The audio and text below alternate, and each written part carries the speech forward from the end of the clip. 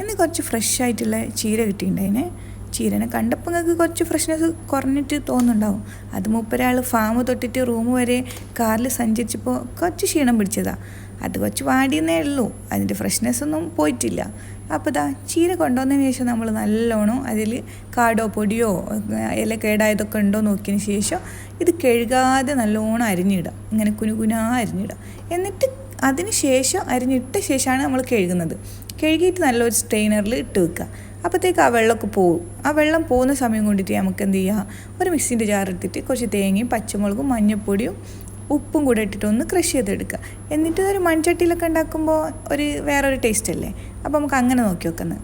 എന്നിട്ട് ആ തേങ്ങയും ചീര ഇട്ട് കൊടുത്തിട്ട് നല്ലോണം മിക്സ് ചെയ്തിട്ട് ഒരു 5 മിനിറ്റ് ഗ്യാസ് അടുപ്പിൽ വെച്ചിട്ട് അടച്ചു വെച്ച് വേവിക്കുക. അടച്ചു വെച്ച് ഒരു 5 മിനിറ്റ് കഴിയുമ്പോൾ തുറന്ന് നോക്കുമ്പോൾ കുറച്ച് നല്ലോണം വെള്ളമൊക്കെ ഇറങ്ങിയിട്ടുണ്ടാവും. ഇതുപോലെ കണ്ടില്ലേ. അപ്പോൾ ഇനി നമ്മൾ ഇതിൽ എക്സ്ട്രാ വെള്ളമൊന്നും ഒഴിച്ചു കൊടുക്കേണ്ട ഒരു ആവശ്യമില്ല. എന്നിട്ട് ഇതിനെ ഒന്നും കൂടെ മുകളിലുള്ള താഴത്തുള്ള മുകളിലൊക്കെ ആക്കി ഒന്ന് മിക്സ് ചെയ്ത് ഇളക്കിയതിന് ശേഷം ഒരു 5 മിനിറ്റും കൂടെ ഗ്യാസിൽ ഇതേപോലെ ഒന്ന് മൂടി വെച്ചിട്ട് വറ്റിച്ചെടുക്കുക.